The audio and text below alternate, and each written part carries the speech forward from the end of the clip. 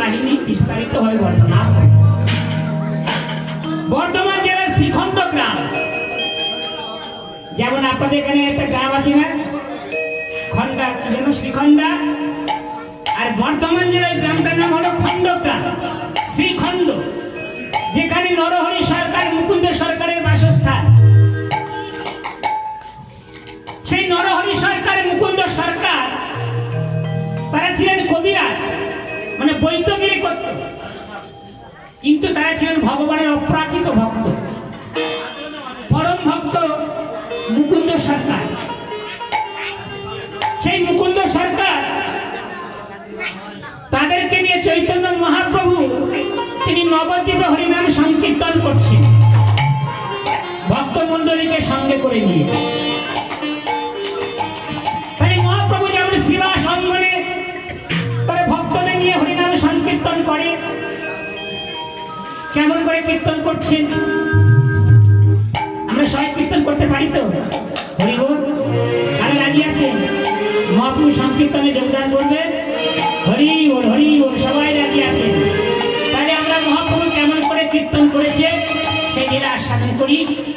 বলে নাচো গোরাড়াই, কোথায় আমার গৌর হরি নাচছেন?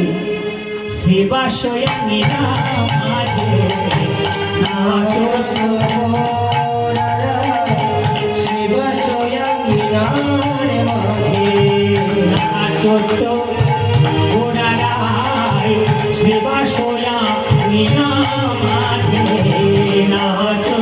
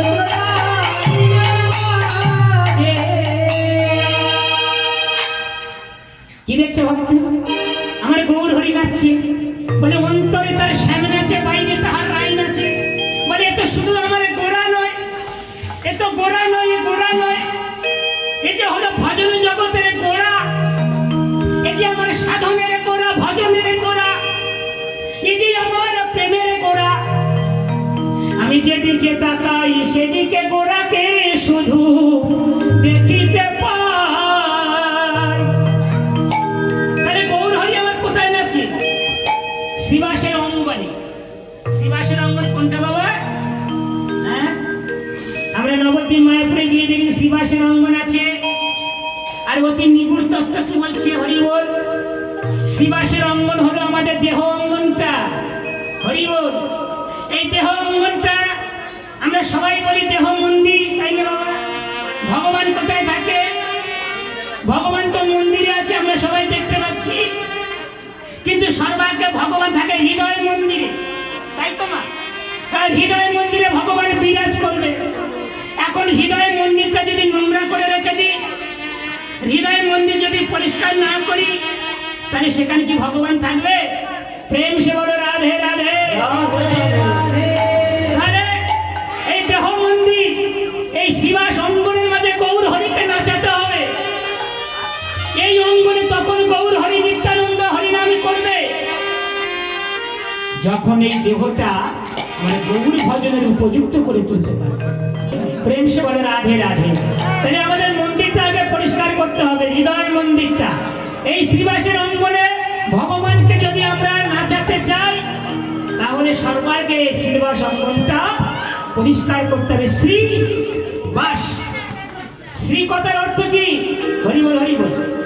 শ্রী মানে অমুক শ্রী, শ্রী অমুক বাবু, শ্রী অমুক বাবু না, এ শ্রী সেই শ্রী নয়। শ্রী কথার অর্থ হলো সুন্দর, সৌন্দর্যতা। আর বাস মানে গৃহ। যে গৃহটা খুব সুন্দর, যে গৃহটা খুব পরিষ্কার, যে গৃহটা খুব সরল, আমার সেই গৃহেতে ভগবান সব পার্শ্বদকে নিয়ে সেখানেই তিনি বসবাস করবেন। হরি বল। এমন করে নিত্য কীর্তন করছেন। আমার মহাপ্রভু মুকুন্দ সরকারকে ডেকে বলছে, মুকুন্দ এদিকে এসো বাবা, এদিকে এসো। আমাকে ডাকছেন প্রভু? হ্যাঁ হ্যাঁ, তোমায় ডাকছি। শোনো মুকুন্দ, তোমরা হলে সংসারী মানুষ, গৃহস্থ ভক্ত, তাই না বাবা? যদি গৃহ ত্যাগ করে যদি সারা রাত্রি হরিনাম করো, তাহলে সংসারবদ্ধ মানুষদের কেউ উদ্ধার করবে। হরি বল হরি বল। সংসারী মানুষ, গৃহস্থ মানুষরা ভালো করে শুনে রাখুন। একজন মহান আচার্য বলেছেন, যত মানুষ ভগবানকে লাভ করেছে, যত ভক্ত ভগবানকে পেয়েছে, তার 80% হলো গৃহস্থ আশ্রমের মানুষ। সংসারী মানুষরা ভগবানকে বেশি বেশি করে লাভ করেছে। প্রমাণ? আচ্ছা, ভগবান কৃষ্ণচন্দ্র যখন গীতার জ্ঞান দান করেছিলেন, এই মহান ভগবান বিজ্ঞান যাকে দান করেছিলেন, কাকে দান করেছিলেন সেটা সবাই জানে, তাই না? অর্জুনকে দান করেছিলেন। আচ্ছা, অর্জুন গৃহস্থ ছিল না গৃহস্থ ছিল না? প্রেম সে বলো রাধে রাধে। তাহলে অর্জুন ছিল গৃহস্থ। শুধু গৃহস্থ নয়, পাকা গৃহস্থ। একটা দুটো নয়, অনেক কটা স্ত্রী ছিল। তথাপি ভগবান কেন তাকে গীতার জ্ঞান দিলেন? এখানে ভাববেন না যে আমিও ছেলে মেয়ের বাবা, অর্জুনের ছেলে মেয়ের বাবা, মানে আমি অর্জুন হয়ে গেলাম। এটা ভাবাটা খুব ভুল হবে।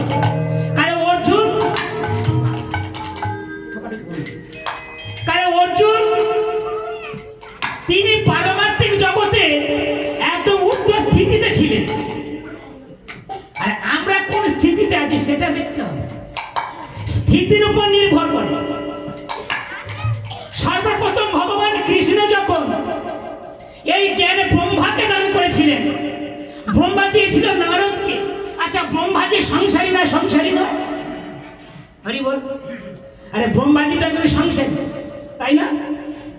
ঠিক কথা বলছি তো? হ্যাঁ। ব্রহ্মা স্ত্রীর নাম কি? ব্রহ্মা স্ত্রী না হলে সাবিত্রী। তাহলে ভগবান কৃষ্ণ সংসারী মানুষদেরকে এই ভগবত তত্ত্ব বিজ্ঞান দান করেছেন। তার মানে এটাই ভাবা উচিত নয় যে আমিও সংসারী মানুষ, আমিও ব্রহ্মার মতো হয়ে গেছি, তাই না? ব্রহ্মা সৃষ্টি করছে, আমরাও সৃষ্টি করছি। তাই ব্রহ্মার সৃষ্টি জগতে প্রতিপালিত হচ্ছে, আর আমাদের সৃষ্টিগুলো সব কৃষ্ণ বহির্মুখ হয়ে যাচ্ছে। প্রেম সে বলো রাধে রাধে।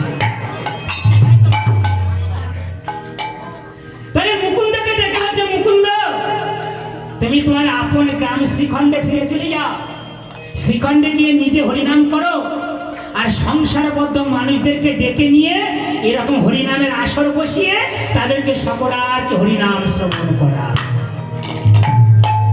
তখনই আমার মুকুন্দকে দেখেতে গৌর হরিচরণে বলছেন, হে গৌর হরি, আমি তো তোমার চরণে সেবা করার জন্যই আমি নবদ্বীপে মায়াপুরে এসেছি। হে গৌর হরি, তোমার চরণে ছাড়াই আমার করুণা গো।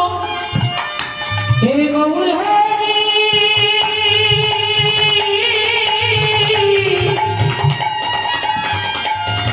তোমার চরণ ছাড়া আমায় করুণা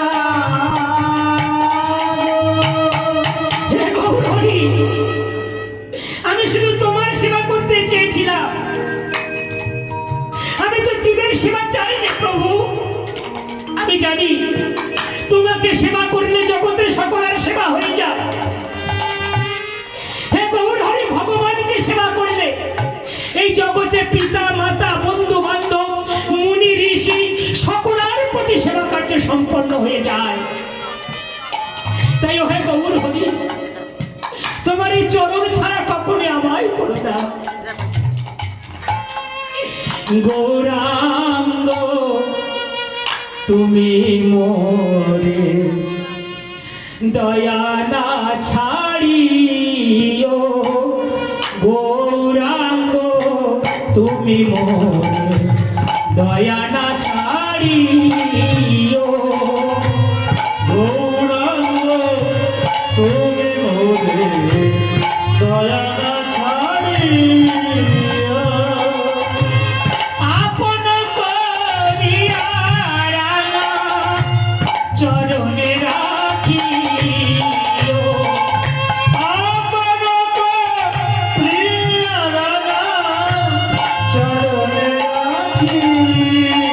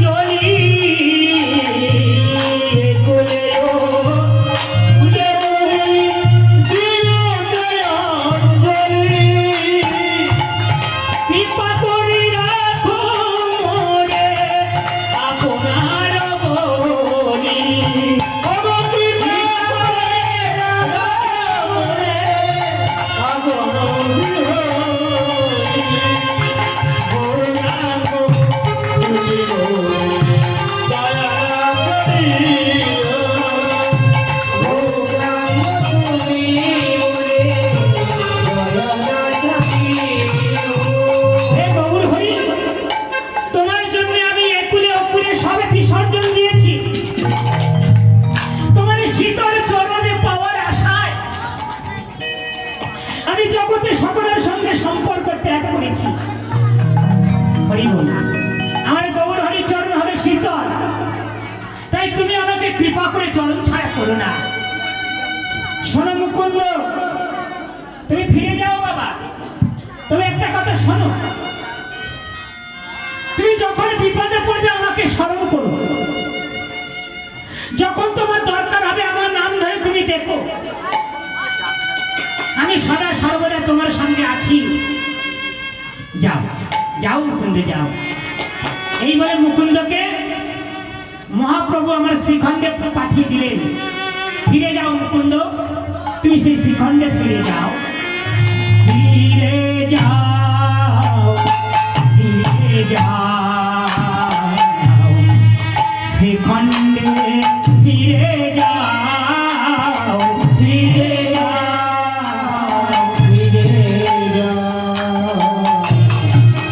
শ্রীখণ্ডে ফিরে যাও, ফিরে যাও, যাও, যাও, ফিরে যাও, ফিরে যাও, যাও, যাও, ফিরে যাও, ফিরে যাও, যাও, যাও, ফিরে যাও, ফিরে যাও, যাও, যাও, ফিরে